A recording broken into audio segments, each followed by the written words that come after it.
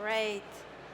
So, hi everyone again. Thank you for taking the time to be with me here today. I know there are many interesting sessions, and I appreciate the fact that you've picked us.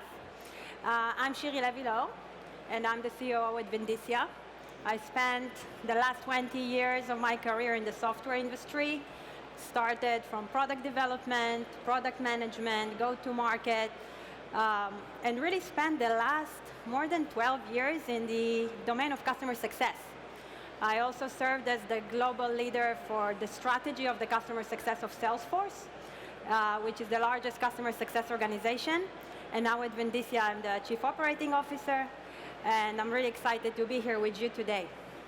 Before we start, I just want to ask a few questions. Just, you know a bit about me now, but I know nothing about you. So, who here in the audience is playing a role in finance? Wow. Who here in the audience playing a role in product management? Don't be shy, it's great, I love product management. Who here is playing a role in sales? Great. Who here is playing a role in marketing?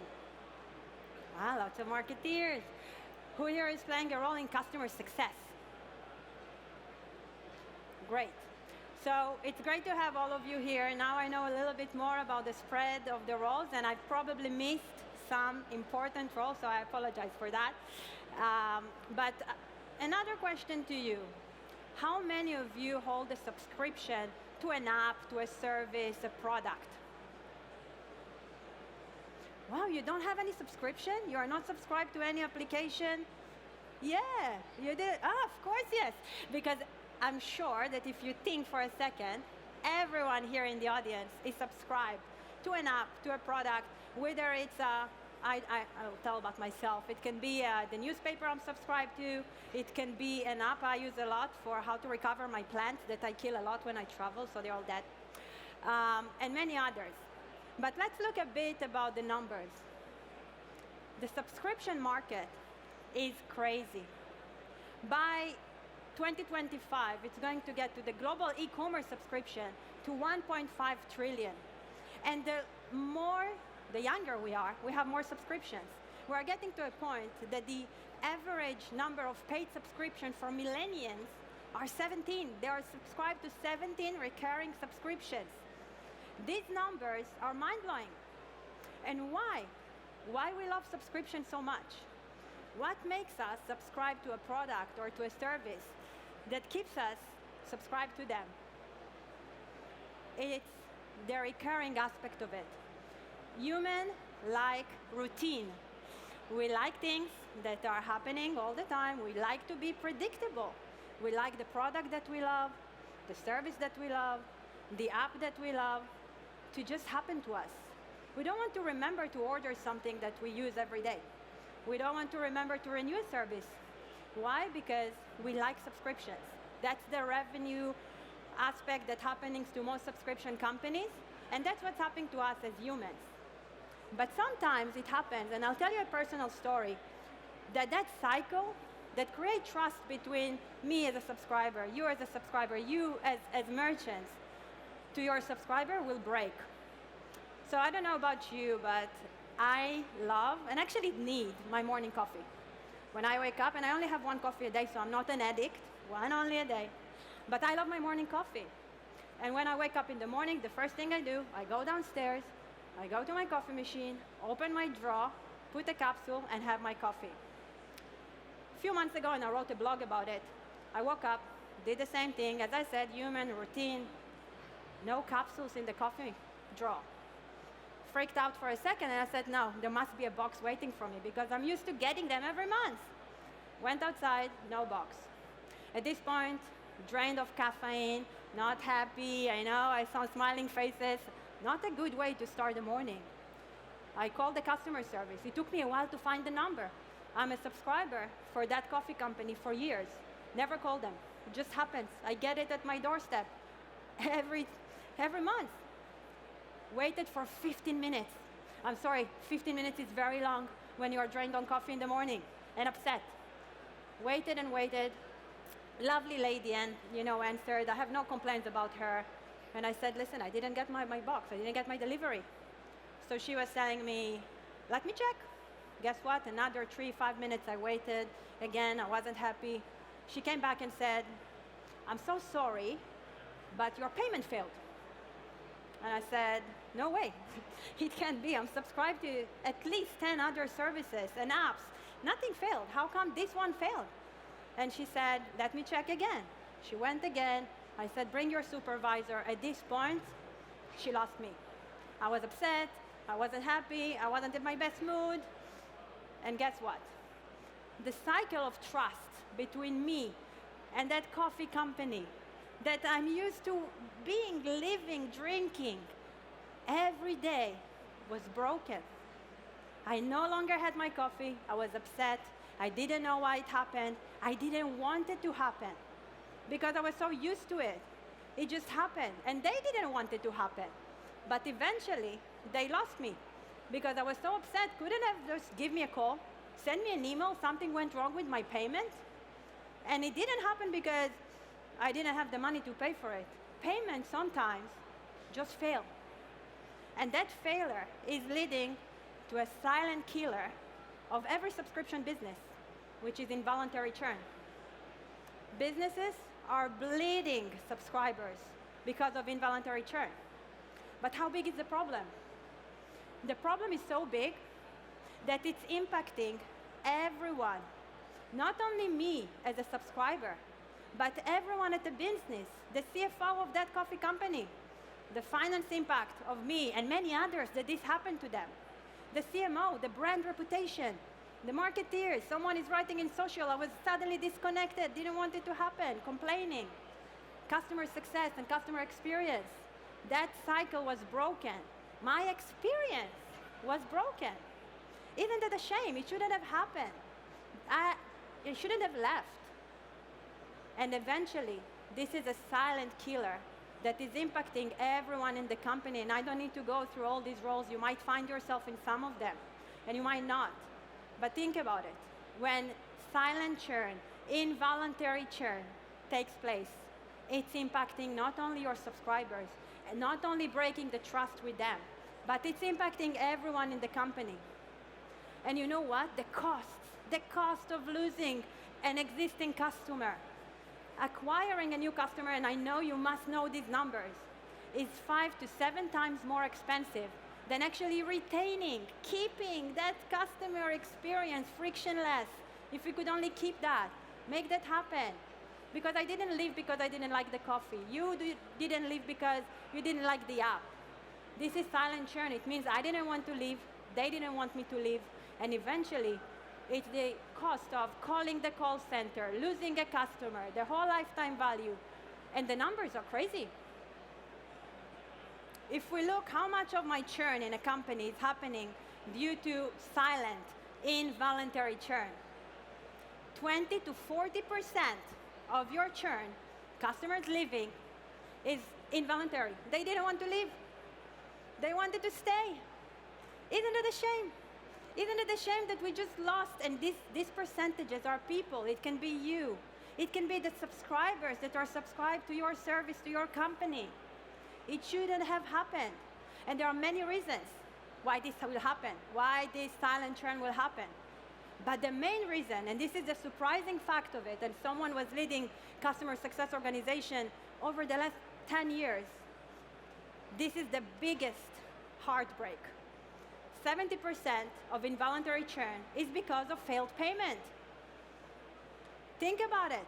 And even if they had the money to pay for it, it happens. It happens all the time. It happens every day. It happens right now. And this could be avoided. It could be easily avoided. These 70% are people. And eventually the impact is across all of the business. It's the lifetime value of the subscriber we are losing, not only that month, as I said. It's harming my customer experience. It will open a whole dunning process. The customer service needs to talk, pre-collection, collection. Everyone is involved in that chain of failure that started by mistake. Really, by mistake. But why? Why is this happening? Why did my payment fail? You will be surprised to hear There are hundreds to thousands of return codes, of issues, why a payment transaction will fail. Hundreds to thousands. We know that because we play in this domain for more than 20 years. We have the largest data set in the world to understand that. But these are some of the main reasons I wanted to share with you. One, it can be that my card expired. You know, we are every 4 years, 5 years, 3 years, it depends who is the issuer. My card will expire, but I forgot. I forgot to give them a call and actually renew it. It can be that I have insufficient funds in that moment in time, but guess what? 2 days later, my salary will come in, and I could have paid for that. If I was smart as a merchant, I could have changed that. I could have get that money back. It can be inappropriate card information because something happened to my card, you know, and I didn't enter it correctly. It can be that my card got inactive because I moved. I moved from Visa to MasterCard, whatever reason I decided there is a club membership I wanted to leverage. And it can also be because someone identified suspicious activity on my card, maybe fraud. But all of these reasons are just a drop in the ocean to why payment will fail. And a lot of companies have huge departments and paying a lot of money to deal with this payment failure. They will do their own retry cycle. They will try to run this payment again and again and again. There is a limited amount of retries that is allowed to do. Some of them will try to run something, a service that is called account updater. They can run it again, maybe with a new date, try to find the logic. There are some services, it will cost them money to do that as well.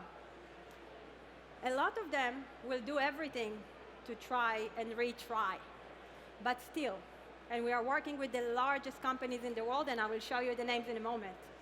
Still, they will have a significant amount of terminally failed payment transactions that they can't recover by themselves. They just don't know how to do it because this is not the bread and butter of their business. And this is where Vindicia Retain comes into place. Our product is able to help you recover up to 50% of your terminally failed payments. 50%, think about it. This is just not percentage. These are people, subscribers, lifetime value, customer experience, operational costs saved by running the right product, recovering your failed payment. It's also, of course, effortless because we are integrated with more than 60 payment processors and gateways.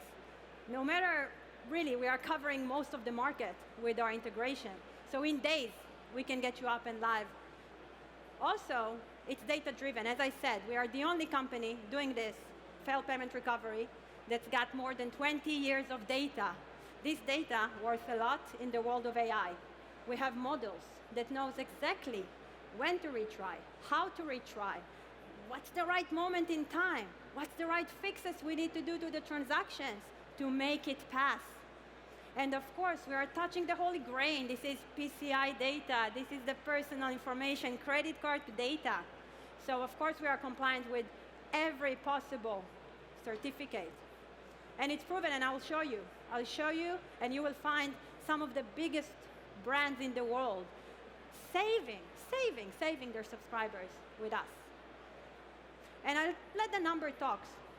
I don't know how long I'm talking now because I didn't look at the time, bad of me.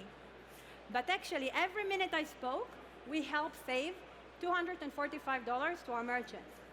Over the years, we saved 3 million subscribers, 3 million people that could keep their experience, that could keep that effortless of routine playing in a subscription business, that could get their coffee, God help us. And we are doing that for over 20 years. You can see the numbers talk for themselves. And a lot of people are asking, in which vertical is it playing? Is it playing for my vertical? Is it only for SaaS companies? Will it work for health? Will it work for insurance? Will it work for manufacturing? These are some of the average success rates for our customers. And as you can see, these are just a few examples. We are playing in every vertical, and we are helping companies save their subscribers and save the experience every day. And I don't know about you, look at this slide. I'm subscribed to at least 3 companies here from this list.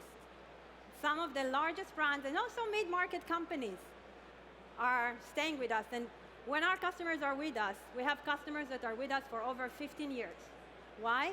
Because it's so easy. Because we're giving them the effortless in keeping their subscribers, in keeping that experience frictionless. And I'm sure you recognize some of them here.